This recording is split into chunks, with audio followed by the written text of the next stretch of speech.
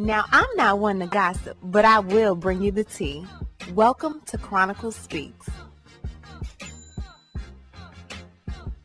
Please, I don't have any time for any gossip now. Eh?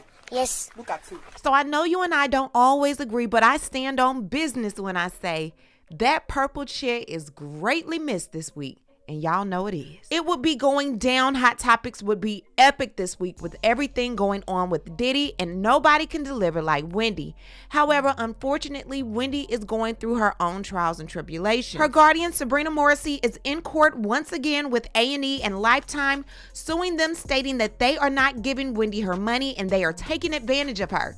Isn't that the munchkin calling the midget short? Earlier this year, Lifetime put out a 4-part docuseries, and in this series, we saw a quick decline of the beloved host, and according to Sabrina, Lifetime pocketed millions while only giving Wendy $82,000. Sabrina is livid. We're going to break down this case and so much more, but before we do, please be sure to subscribe to this channel and hit the bell for notifications so you don't miss out on any news regarding this story and so much more. Now let's get back into it. So Wendy was spotted a few weeks ago with her son and Victor Bowman, who happens to be the son of Dr. Sabi. She was at his holistic store in New Jersey. Wendy was trying to get better, trying to get well. So we've all been hoping for the best when it comes to her. However, Wendy still has a guardian that is handling her livelihood, her day-to-day affairs, her health, handling it all. And with her guardian being an attorney, her attorney is meant to fight on her behalf. And according to Sabrina, that's what she's doing. So before we start, I want to revert back to an old video where I went through the contract that Wendy signed with A&E and Lifetime. Now, according to this contract, Wendy was supposed to receive an episodic fee of $100,000 and then a $1,000 daily glam fee that was for hair, makeup, everything else. So this Where is Wendy Williams documentary was a 4-part docuseries, meaning Wendy Williams would have made at least $400,000 from it. And according to Sabrina, that didn't happen. So let's get into this lawsuit and find out what's going on. So Sabrina is suing A&E Television Networks, LLC, Entertainment One Reality Productions, LLC, Lifetime Entertainment Services, LLC, Creature Films, Inc., and Mark Ford. This is the same lawsuit that she fought to have sealed. It was sealed. A&E fought to have it unsealed, but now it's been amended to include certain aspects. So let's read. Sabrina E. Morrissey, Esquire, acting in her capacity as guardian of Wendy Williams Hunter, is also known as the guardian, and she files this verified amended complaint against the defendants that I just named. Upon personal knowledge as to her own conduct and upon information and belief with respect to the conduct of others, the guardian alleges the following. This case arises from the brutally calculated, deliberate actions of powerful and cravenly opportunistic media companies working together with a producer to knowingly exploit Wendy Williams Hunter, an acclaimed African-American entertainer who tragically suffers from dementia and, as a result, has become cognitively impaired, permanently disabled, and legally incapacitated. Eager to sensationalize and profit from Wendy Williams Hunter's cognitive and physical decline, defendants took advantage of Wendy Williams Hunter in the cruelest, most obscene way possible for their own financial gain in a manner that truly shocks the conscience. Defendants created and published a stomach-turning 4-part documentary entitled Where is Wendy Williams, also known as The Program, which was filmed without a ballot contract and released without the guardian's consent, as is patently obvious from the very first few minutes of the program itself. Wendy Williams Hunter was highly vulnerable and clearly incapable of consenting to being filmed, much less humiliated and exploited. When the Guardian discovered that the defendants' true intentions were to portray Wendy Williams Hunter in a highly demeaning and embarrassing manner, she immediately sought to protect Wendy Williams Hunter and to preserve her dignity. But defendants fought to move ahead and release the program over the weekend of February 24th and 25th, 2024.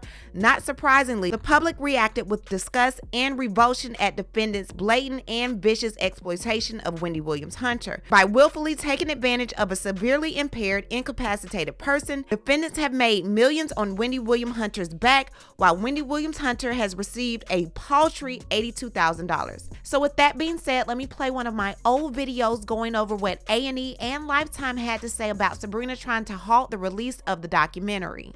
At a time when guardianship proceedings are being debated in our own state legislature and through headlines across the nation, the order impermissibly gags defendant from publishing speech that is unquestionably a matter of public concern, namely Ms. Blank's own journey through the guardianship process. The order does this at the behest of Ms. Blank's court-appointed guardian, plaintiff Sabrina Morrissey, who has known of the documentary at least a year. Yet, only after seeing the documentary's trailer and realizing her role in Ms. Blank's life may be criticized did Ms. Morrissey enlist the courts to unconstitutionally silence the criticism. What's more, Ms. Morrissey's underlying claim for rescission of Ms. Blank's agreement with E1, the talent agreement, provides no basis to enjoin the documentary since the law does not require an individual's permission to depict them in a work of artistic expression. The unconstitutional prior restraint ordered by the Supreme Court should immediately be vacated, or at a minimum, in its enforcement should be pending an appeal. They go on to say that not only did Sabrina know about the documentary on February 9, 2023, they asked her to sit in and be a part of the interviews, which she declined. According to A&E, Sabrina knew about everything and never attempted to stop them from filming Wendy. However, when she saw that trailer, she was like, no, let's go ahead and end it. And on the eve of the trailer coming out, she decided to file a lawsuit, but unfortunately, she lost that battle. So let's get back into this document where Sabrina is going to discuss the decline of Wendy Williams. Wendy Williams Hunter, tragic and widely publicized cognitive and physical decline. Hailed as a genuine trailblazer in multiple media formats, Wendy Williams Hunter is a prominent and accomplished broadcaster who has earned her icon status through her highly successful 30-year multimedia career. From 2008 through mid-2021, Wendy Williams Hunter solo hosted one of the most watched daily television talk shows in the United States. Leveraging her intellectual prowess and fearlessness as an interviewer, as well as her prodigious people skills and authenticity to build a large and loyal fan base, Wendy Williams Hunter was known for her glamorous appearance, including her trademark wigs, her encyclopedic knowledge of celebrity culture, and her strong connection with her audience and loyal fans. Wendy famously hosted her daily talk show for many years with the extemporaneous repartee, relying on her extraordinary intelligence and ability to communicate in a highly engaging and entertaining manner. During her long-time career in the spotlight, while it is hardly surprising that Wendy's statements were sometimes controversial, no one can deny her remarkable contributions to media and to popular culture. Indeed, she popularized a number of well-known phrases over the years that remain a part of the popular culture today, including her famous greeting, "How you doing?" In or around January 2019, in the wake of the devastating public news that her then husband and business partner had fathered a child with another woman, Wendy took a 6-week leave from her television show and reportedly went to seek care at a rehabilitation facility in Florida. During that stay, her son and then husband were reportedly told by treating healthcare professionals that Wendy was suffering from brain damage. Sadly, Wendy's cognitive functioning and physical condition only continued to decline. As the host of a popular daily talk show at the time, Wendy's difficulties were often captured on camera. Rumors swirled in the press regarding Wendy Williams' increasingly erratic behavior. As early as 2021, press reports attributed these changes to early onset dementia. These reports were widely circulated on social media, in the press, and on entertainment talk shows. By fall 2021, Wendy was no longer able to appear on her long-running talk show due to her cognitive impairment and continuing decline, which was becoming severe and readily apparent to anyone who spent time with her. Over the following months, series of guest hosts filled in for Wendy. In February 2022, Wendy's long-time running talk show was permanently canceled after it became clear that she would be unable to return. By late 2021, Wendy was so cognitively impaired and had lost so much executive capability that she was no longer capable of managing her own personal and business affairs. She spent several months with her family in Florida towards the end of 2021 and into early 2022. In May 2023, Wendy was diagnosed by doctors at Weill Cornell Medical Center with frontotemporal lobe dementia and primary progressive aphasia, cruel and debilitating and progressive neurodegenerative diseases that result in significant and readily apparent behavioral changes and gradually rob their victims of the ability to communicate at all. FTD often significantly shortens life expectancy, and Wendy is only 60 years old. In January 2022, Wells Fargo employees had documented a pattern of unusual and disturbing events concerning Wendy's welfare and finances finances, which led them to fear that she had already been taken advantage of and would be the subject of financial abuse in the future. As a result of these troubling incidents, Wells Fargo contacted Blank. Wells Fargo also reported Blank and therefore took the extraordinary and highly unusual step of initiating a guardianship proceeding on its own in the Supreme Court of New York County. The guardianship proceeding, pursuant to Article 81 of the New York Mental Hygiene Law, asking the court to appoint an independent guardian for Wendy's financial affairs, given concerns about the release of protected medical and financial information, the court sealed the proceeding. Nonetheless, the existence of the guardianship proceeding was leaked to the media, and as early as May 2022, it was a widely publicized fact that the court had established a guardianship for Wendy. Now let's get into Will Selby. Will Selby, The Wendy Experience Incorporated, and the August 2022 development shoot. Up until her FTD and PPA diagnosis, Wendy continued to live in her Manhattan apartment to provide her with as much normalcy and autonomy as possible under the circumstances as required by Article 81. Wendy saw different medical specialists in New York for treatment of various ailments. She had home health caregivers who assisted with her personal needs. Her behavior was at times erratic. As one example, Wendy would regularly discard items in her apartment, including her personal property and food items. At times, she would instruct the caregivers to leave, insisting that she was capable of looking after herself in her own home. After the guardian was appointed, Will Selby, a jeweler and social media personality, began to hold himself out as Wendy's new manager. Mr. Selby sought to feature Wendy on a podcast, and he created a promotional website to advertise the podcast and sell related merchandise. In or around the summer of 2022, defendants E1, Creature Films, and Mark Ford began to produce a reality television show about Wendy to air on the Lifetime Network, a cable channel that is part of Defendant Lifetime, which is owned by Defendant A&E. In response to concerns expressed by The Guardian, Mr. Selby told The Guardian that the program would focus on Wendy's triumphant return to media as she embarked on her new podcast venture, that the producers would not exploit Wendy, they would portray Wendy in a positive light, and that Mr. Selby would have full creative control over the program. When The Guardian asked Mr. Selby what he meant by full creative control, he said, "If I do not want it in the film, they will take it out." During filming, similar representations were made to Wendy's court-appointed attorney and defendant E1's attorney. Each and every one of these representations was false and intended to induce Wendy's participation in the show and assuage The Guardian's justifiable concerns. Beginning in or about August 2022, over a period of a few days, Mr. Selby facilitated defendants' access to Wendy, mostly at her private residence, in order for defendants to film her. Around the same time, on August 17, 2022, The Hollywood Reporter published an article saying that insiders from Wendy's long-running talk show had witnessed disturbing incidents during filming in 2021, during which Wendy was incoherent and production had to be abruptly cut off after mere minutes. The article also indicated that medical professionals were trying to determine what was causing symptoms like nonlinear speech, brain fog, memory loss, and even hallucinations.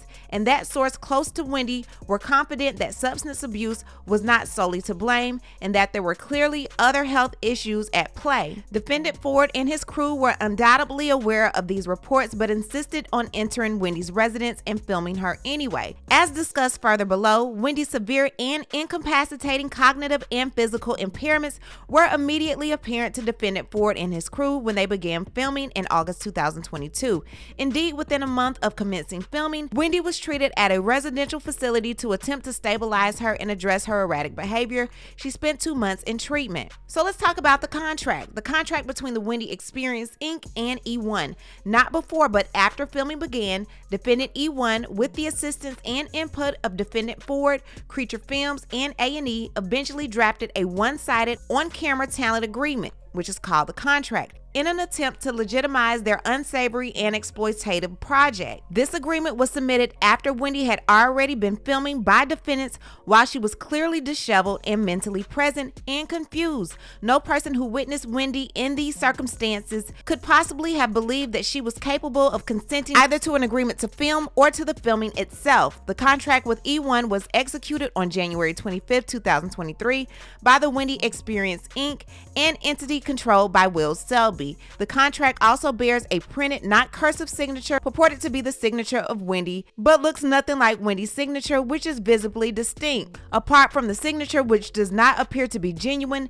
there is no evidence that Wendy signed the contract. In all events, Wendy was incapacitated and unable to consent at the time of the contract, or its amendments were executed even if she had signed it, which she did not. Pursuant to the contract, the Wendy Experience Inc. agreed to lend Wendy's services to E1 for the filming of the reality television show starring Wendy. The contract further provides that Wendy will be credited as an executive producer for the program, a fact that the defendants have relied on, implying that Wendy endorsed the program. Although defendants were well aware a guardian had been appointed for Wendy, the guardian was not involved in the creation of the program or the contract and was not shown a copy of the contract until months after it was purportedly executed. Indeed, none of the defendants ever gained the guardian's consent for Wendy's participation in the film, and there was no way Wendy could have consented as she was incapacitated prior to and during filming. Pursuant to the orders issued by the court in the guardianship proceedings, the guardian was not permitted to discuss Wendy with defendants.